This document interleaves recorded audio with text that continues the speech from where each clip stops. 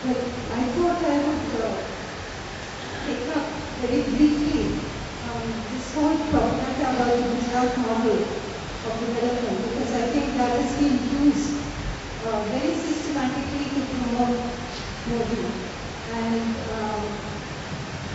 And if we want to counteract that, we need to demolish that whole propaganda.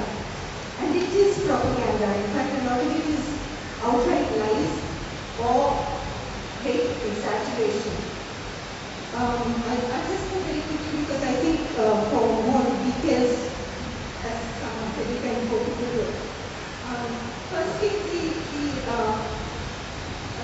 there's a sleight of hand because Gujarat was a developed state long before Modi came there. So to pretend that it has all taken place under him, which a lot of people believe. They go to Gujarat and say, oh, how nice it is. But the fact is, it is already so much better than a lot of other places in India.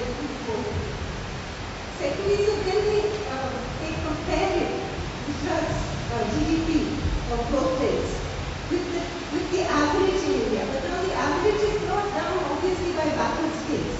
So it doesn't necessarily mean that Gujarat is that much better than other states which are doing well. In fact, it is not.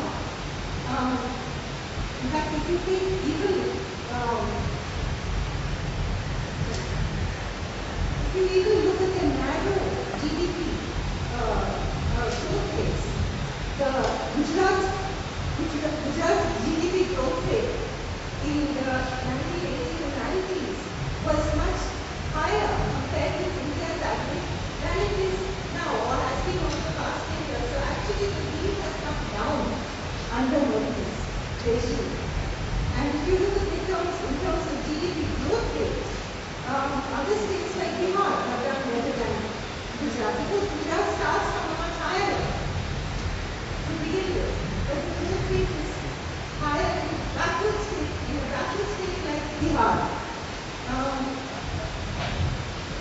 In terms of FDI, there are all these vibrant Gujarat summits, and it's, they say there's so much investment is coming in.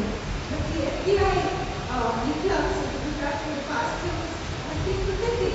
Just less 2 point something, less than 3%. Compared with which Maharashtra is like 10 times more than 10 times. Sorry, yes. No, just so people can hear. Yeah, so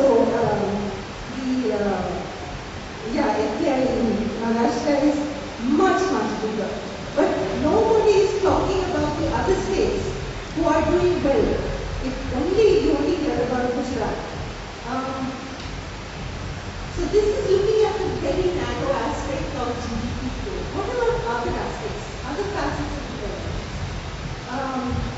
If you look on the Human Development Index, Gujarat is pretty low. It has in fact gone down under Modi. It has gone down from the 10th place to the 11th place. So that includes things like child mortality, malnutrition, maternal mortality, literacy, etc. If you look at all these, then Gujarat is not doing so well.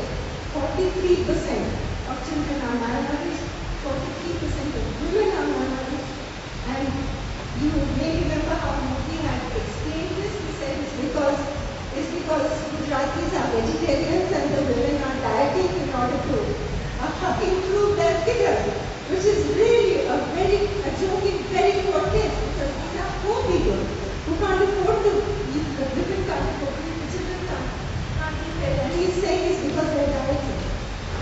Yeah. So the actual reason why this malnutrition is there is because the nutrition schemes like the ICDS and midday school meals, they're not working so well. Lack of potable water and lack of sanitation is another reason. See, in many sort of recent research has shown that malnourishment is often caused not by lack of enough food to eat, but because of diseases like diarrhea and dysentery, which means that even the food you eat is not absorbed. So that is because there is not proper drinking water, there is not proper sanitation. 65% of the population in Gujarat defecates in the open. I mean, what kind of, in terms of toilets, provision of toilets, also, Gujarat is pretty poor, somewhere around the 10. So, if you're looking at these facets, it's nowhere in the top. Then, the big hope in Modi is of young people is that apparently is going to create employment. This is that's why people ask to vote for him. But you look at the record in Gujarat. In fact, it has been mostly jobless growth. On one hand, you have the destruction of livelihoods because huge swathes of land have been taken away from agricultural people, from pasturages, and given to companies, to big business. On the other hand, whatever has come up there, the industries that have come up there are not employing that many people. In fact, over the past 5 years or so, there has been negative growth in employment. So this claim to provide employment, the Gujarat model, again, it does not belong to that claim at all.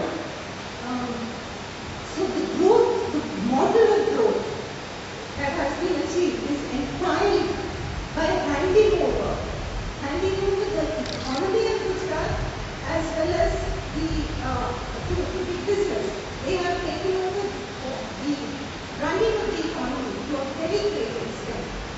And on top of that, the state has been providing them huge subsidies.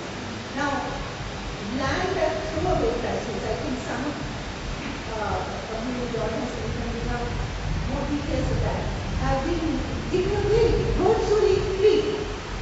Electricity has been given away. This Tata Nano project was built in Gujarat by basically giving them huge loans at practically 0% interest, and even that to be paid back only after 20 years. So that is free plus land at throwaway prices and free electricity. Who would come? But the point is, if you look at what this is doing to the economy, it is making it huge indebted. The Gujarati economy is one of the most indebted, in fact, in terms of per capita terms, it is the most indebted state in India, which if you're thinking of a model like this being applied to the whole of India, just imagine what it would mean. It means that the country then becomes indebted, right? There's a huge fiscal deficit which grows and grows.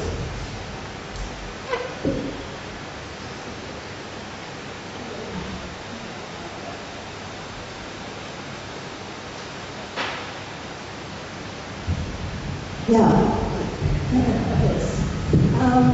Yes. So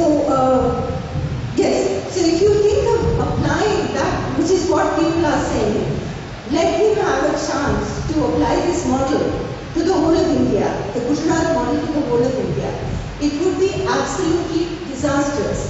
The country, when it is indebted, what happens? In order to pay off the debts, generally speaking, see, because it's a state, it doesn't matter so much. But if it's the whole country, that means they will have to borrow money. They will borrow money. They will then have to borrow more money in order to pay the interest on the money they have borrowed, and that will cause a downward spiral of the economy. Far from solving the problem of inflation, it would cause more inflation, because one way of paying off debts is by printing more rupees, which means that the value of the rupee would go down. So neither will it create employment, nor will it solve the problem of inflation, and it would in fact could lead to a huge economic disaster. So purely from the standpoint of the economic, I won't talk because I think others will talk more about the political standpoint. There is no reason, in fact there's a very strong reason not to vote for the BJP or Modi, because the economic model they're trying to bring about would be disastrous. I mean, how we can stop them, maybe we can should we talk about that later? Yes. Yeah, and I'm passing.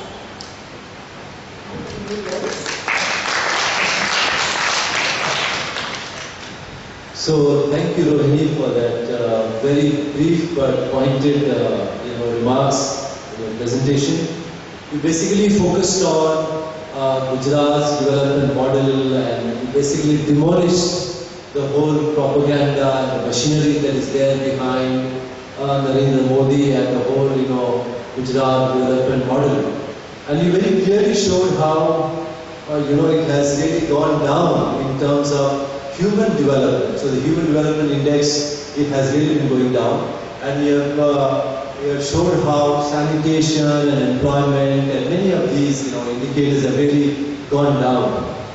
You also talked about, how Gujarat and its chief minister has been, really giving away land to industries and a lot of freebies, as a result of which it has actually become India's most indebted state, a fact which most of us did not know. And this economic model, as you summarized it, is very destructive for the country. We also conduct some courses here for the students, and I actually conduct courses on development-induced displacement. And we talk a lot about, development models and all that. And one of our Jesuit fathers has done a very up-and, India study on displacement, and especially focusing on Gujarat, and then his findings are almost the same. That Gujarat is not doing well at all, and he has prepared a documentary film which I showed to my students here, and Gujarati students. One of them actually, one of them said that I was thinking that Gujarat is so developed because of the beautiful like malls and those roads and stuff like that. Since after watching this documentary, I came to know what really is the other side of development. So I think we need to really disseminate information in the face of all this overpowering propaganda. So thank you, Rohini, for your input.